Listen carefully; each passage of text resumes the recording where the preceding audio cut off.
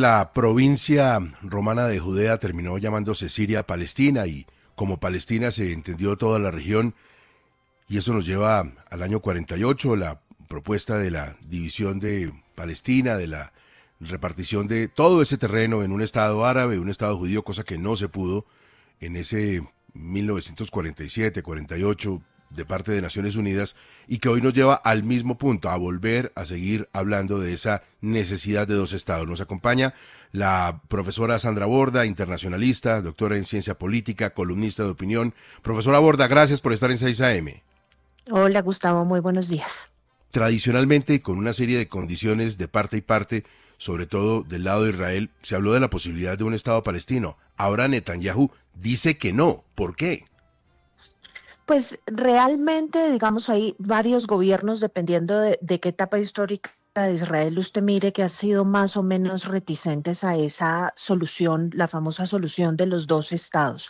En este momento, y obviamente ya desde hace bastante tiempo, la administración de Netanyahu se ha preocupado por construir una aproximación a este asunto que es probablemente la aproximación más radical que hemos visto en los últimos años. No solamente no está de acuerdo con la solución de los dos estados, sino que adicionalmente, por lo que está pasando en Gaza, queda absolutamente claro que para él esos territorios son territorios que deberían estar, bueno, de hecho siempre han estado bajo la administración del Estado de Israel.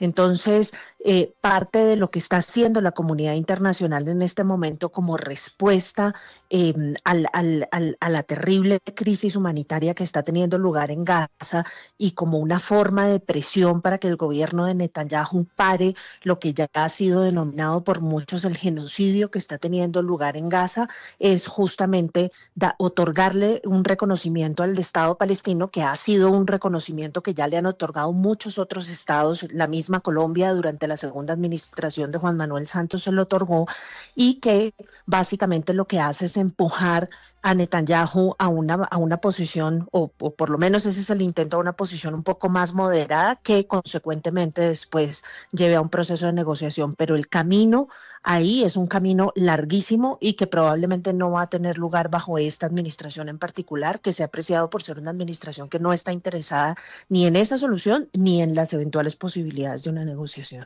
Y paralelamente, profesora Borda, Estados Unidos ha sido reiterativo en decir que eso de manera unilateral no, y sin Estados Unidos esto no es como medio letra muerta.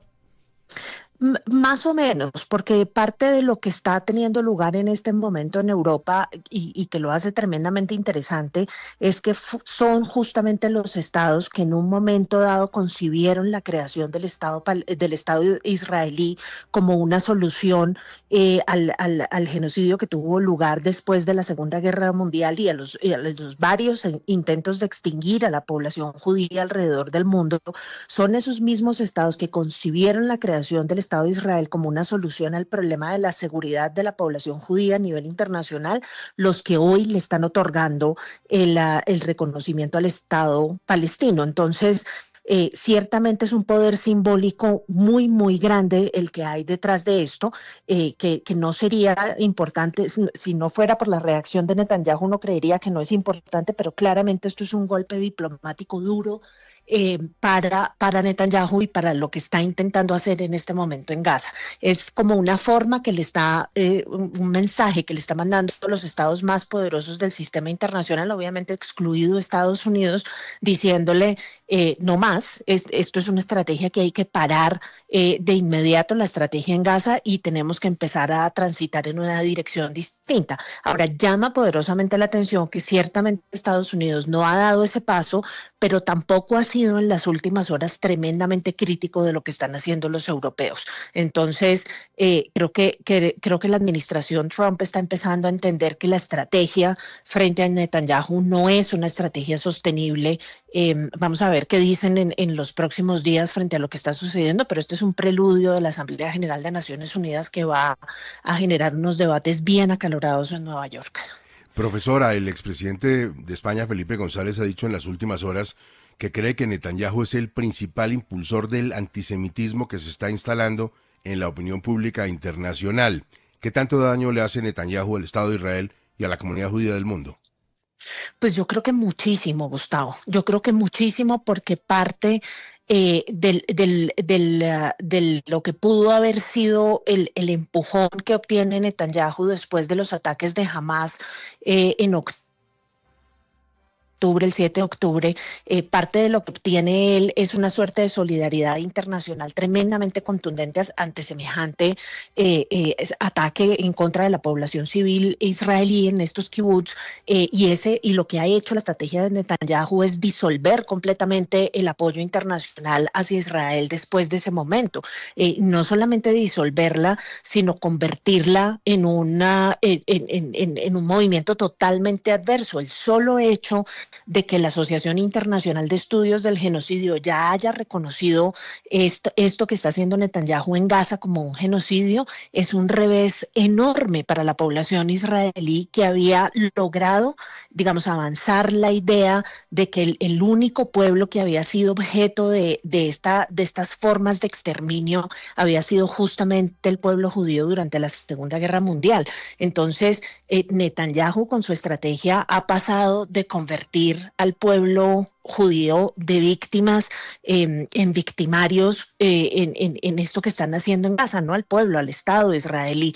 Entonces, creo que flaco favor le está haciendo y si uno mira las reacciones de muchas comunidades judías alrededor del mundo, incluyendo la misma comunidad judía en Estados Unidos, ya hay partes muy importantes de ellos que se han apartado completamente de la estrategia que se está siguiendo en Gaza y que están empezando a ser tremendamente críticos. Incluso la población en Israel ha adelantado varias manifestaciones y varias protestas que, entre otras cosas, vienen desde antes de que pasara el ataque de octubre en protesta por la estrategia de él y por además comportamientos abiertamente antidemocráticos de Netanyahu, incluso antes del ataque de octubre. Entonces, sí, no, yo no creo que le esté haciendo ningún favor a la causa judía alrededor del mundo y creo que ciertamente es un revés grande el movimiento que se está promoviendo al interior de Naciones Unidas y en estos días, pero puede ser, si uno lo mira en el largo plazo, insisto, y probablemente con Netanyahu ya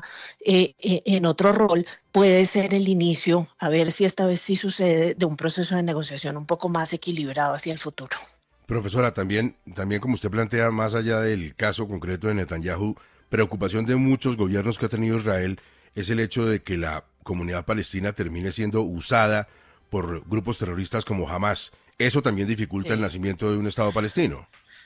Sí, pero fíjese que si usted mira las declaraciones del fin de semana del primer ministro del Reino Unido, lo dijo claramente. Dijo, esto que estamos haciendo es un reconocimiento a la existencia del Estado palestino, pero esto no tiene absolutamente nada que ver con Hamas. Entre otras cosas, porque creo que los europeos que hicieron esa movida este fin de semana tienen muy clara cuál es la diferencia entre el pueblo palestino, las autoridades civiles del pueblo palestino y Hamas.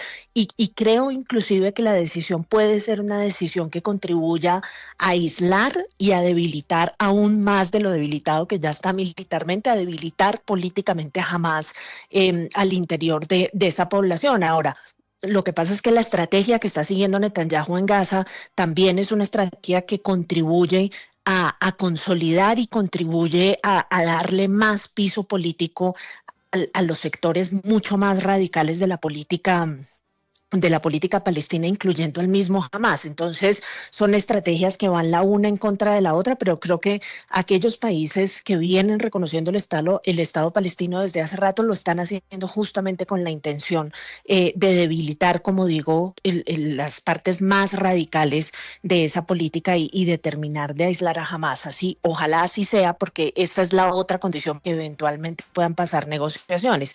Si de un lado no sirve Netanyahu para adelantar negociaciones, del otro lado, por supuesto, tampoco sirve jamás.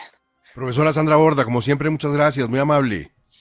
A ustedes, Gustavo, un saludo y feliz día.